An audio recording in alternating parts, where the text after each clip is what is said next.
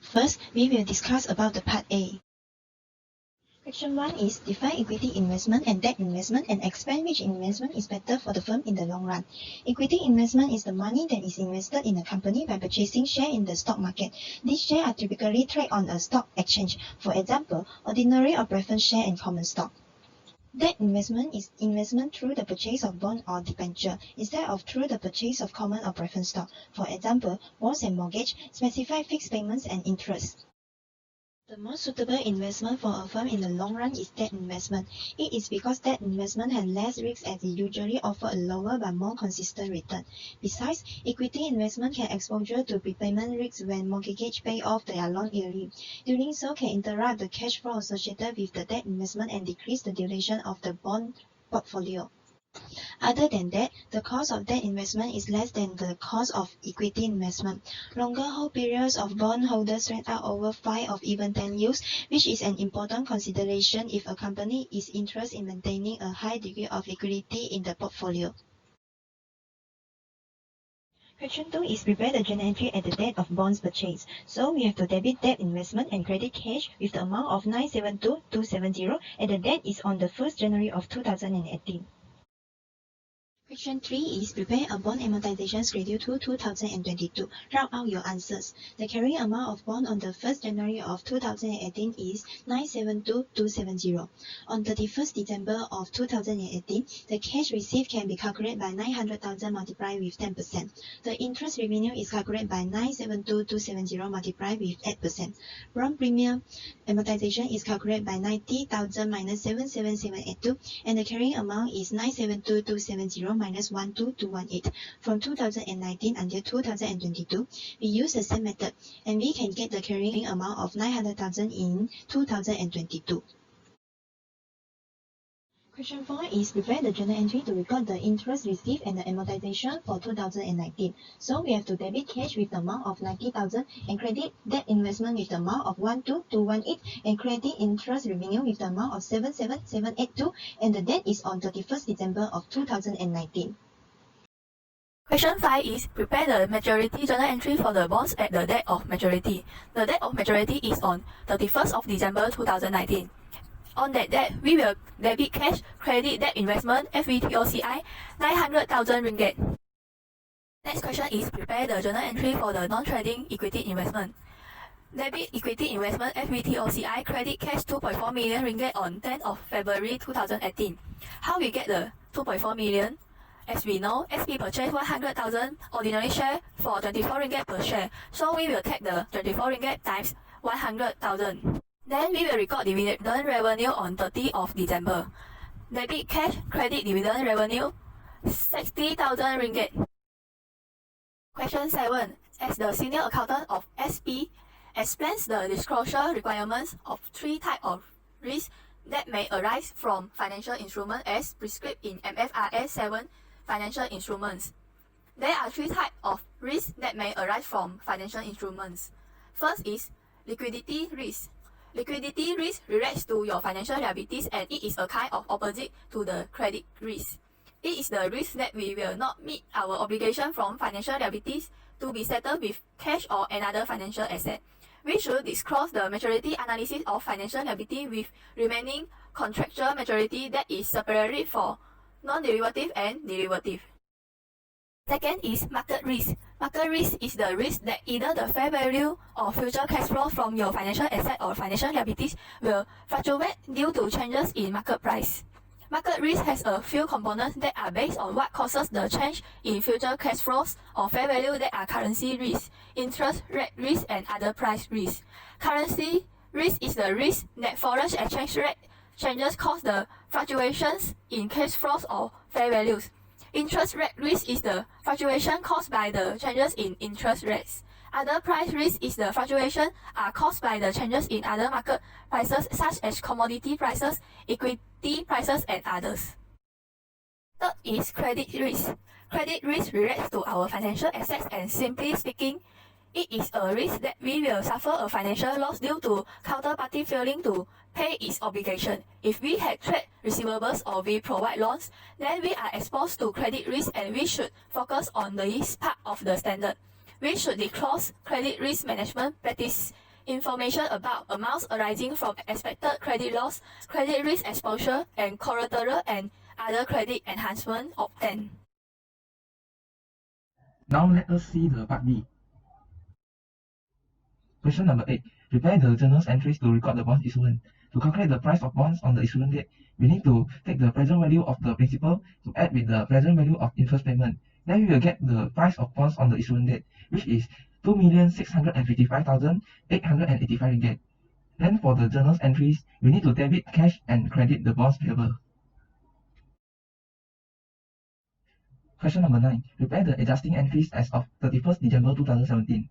First of all, we need to prepare the bonds amortization schedule. Then we need to do the journal entries. We have to debit bond interest expense at 159,914 ringgit, and we have to credit bond interest payable at 150,000 and credit bond payable at 9,914 ringgit. Question number 10. Briefly explain the accounting treatment for the retirement of the bonds. The bond is covered by SB at 92 on 2nd of July 2018. Since the bond is settled before the maturity date, SB needs to compare the acquisition price and the net carrying amount on the date of bond retirement to know whether it is gain or loss on extinguishment. Since the acquisition price 2,760,000 is higher than the net carrying amount of the bonds 2,685,661 ringgit, therefore there is a loss on extinguishment of the bonds 74,339 ringgit. Then SB need to record the journal entries. SB have to debit bonds payable at 2,685,661 ringgit and debit loss on extinguishment at 74,339 ringgit and credit cash at 2,760,000. Question 11. Assuming that SB agree to list all the assets, prepare journal entries at the inception date. At the inception date, SB shall recognize a right-of-use assets and a lease liability. For Haman Berhad, the payment will be increased by the exercise price because this lease contains a purchase option. After multiplying payment with present value factors, we obtain the present value of lease payments, which is 161,880. For this, we debit right-of-use assets and credit lease liability on 1st January 2018. For Akmal Berhad, the payment will be increased by the difference between guaranteed residual values and estimated residual values, because the guaranteed value is higher than the estimated values. The amount of present values of lease payment is 39,052. For this, we debit right-of-use assets and credit lease liabilities on 1st March 2018. For Mandel Berhad, the present value is 15,263. No increase in these amounts as there is no purchase options, and the guaranteed residual values is same as estimated residual values. For this, we debit right-of-use assets and credit lease liabilities on 1st July 2018. Question 12. For each of the assets, provide an analysis to determine the type of lease for lessor using the following schedule. For Haman Berhad, there is no transfer of titles of leased assets. The lease does contain purchase options. The economic life test is failed as the lease term is not majority of economic life, which is only 40%. The present values of lease payments is not substantially all of future value, which is only 74%. In conclusions, this lease is a finance lease because it contains a purchase option. For Ahmad Berhad, there is no transfer of titles of the lease assets. The lease does not contain purchase options. The economic life test is failed as the lease term is not majority of economic life, which is only 47%. The present values of lease payments is not substantially all of future value, which is only 51%. In conclusions, this lease is an operating lease because none of the finance lease criteria be identified. For Mandel Berhad, there is no transfer of titles of the lease asset. The lease does not contain purchase options. The economic life test is failed as the lease term is not majority of economic life, which is only 43%. The present values of lease payment is not substantially all of future value, which is only 76%. In conclusions, this lease is an operating lease because none of the finance lease criteria be identified. Question 13. Mr. Kiran proposes to issue bonds and with the cash proceeds purchase the needed assets. What may be the advantages of leasing the assets instead of owning them? What may be the disadvantages of leasing the assets instead of owning them? The first advantage is 100% financing. In leasing, the lessee is not required to pay deposits or down payments as required in hire purchase. The lessee is required to pay the installments until the end of the lease term. Thus, it is 100% financing. Second, reduce risk obsolescence. In leasing agreements, without bargains, purchase options (BPO), the leased assets will be returned to the lessor. Thus, the risk of asset obsolescence will be reduced or passed to the lessor. Third, less restrictive provisions. The leasing agreement only involves lessee and lessor, and no financing company involved. The provisions in leasing is more flexible as compared to other forms of financing. The first disadvantage is loss of ownership incentives. There are various benefits of leasing which are prevalent while owning an asset, such as investments, incentives, and depreciation allowance. The lessee is not entitled to such benefits in leasing. Second, no permissions to renovate. The lessee cannot make alterations or improvements in the assets without the prior approvals of the lessors, as he is not the owner of the assets. The lessors might also put some restrictions on the lessee. Third, loss in salvage values of an asset. The lessee cannot realize the salvage values of the assets at expires of the lease payments, as he is not the owner of the assets, rather than the assets is returned to the lessor. Question 14. What you determine about the lease? First, there is no transfer of titles of the leased assets. The lease does not contain purchase options. The economic life test is failed as the lease term is not majority of economic life, which is only 40%, and the future values of the leased assets is unknown. In conclusion, this lease is an operating lease because none of the finance lease criteria be identified. B. How you advise the companies to account for this list. Explain every journal entry that you believe necessary to record this list properly, including the corrections for the error made. Previously, the company recorded the lease payments as a rental expense. This is because according to the old accounting standards, IAS 17, leases, paragraph 33, for operating leases, the lease payments should be recognized as an expense in the income statements over the lease term on a straight-line basis, unless another systematic basis is more representative of the time patterns of the user's benefit.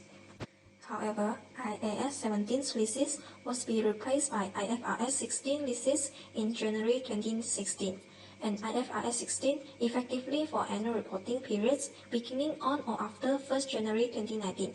As a company in Malaysia, SP should follow IFRS 16 leases, which is equivalent to IFRS 16 leases as issued by the IASB. Thus, I advise that the company should recognize a right-of-use asset and a lease liability at the commencement date as mentioned in IFRS 16 paragraph 22.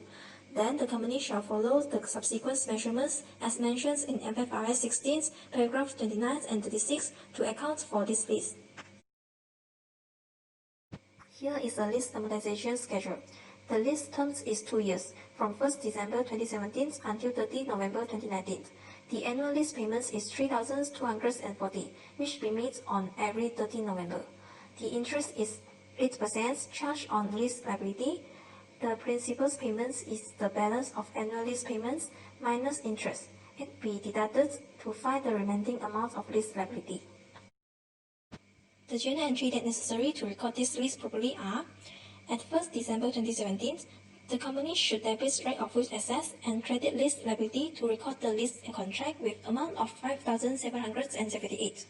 At the end of the year, 31st December 2017, depreciation expense should be recorded by debiting depreciation expense and crediting accumulated depreciations with amount of 241, which is the depreciations for 1 month.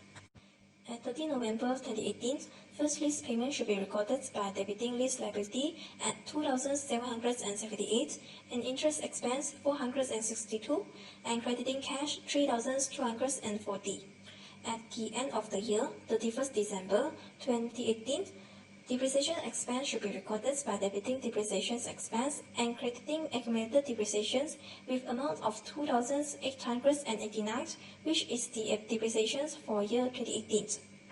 At the end of lease terms, 30 November 2019, second lease payment should be recorded by debiting lease liability at 3,000 and interest expense 240 and crediting cash 3,240. The depreciations for 11 months should be recorded by debiting depreciation expense and crediting accumulated depreciations with amount of 2,648. Finally, to record the returns of the assets, accumulated depreciations be debited and right-of-use assets be credited at amount of 5,778. The corrections for the error made by the company before this should be made on 31st December 2018. First, we debit the right-of-use assets and credit the lease liability with amount of 5,778. Second, we should record the lease payments. We debit lease liability 2,778, interest expense 462, and we credit rental expense 3,240. We are not crediting cash because previously the company wrongly recorded the lease payments as rental expense. Lastly, we should record the depreciations for 13 months. We debit depreciations expense and credit accumulated depreciations with amounts of 3,130.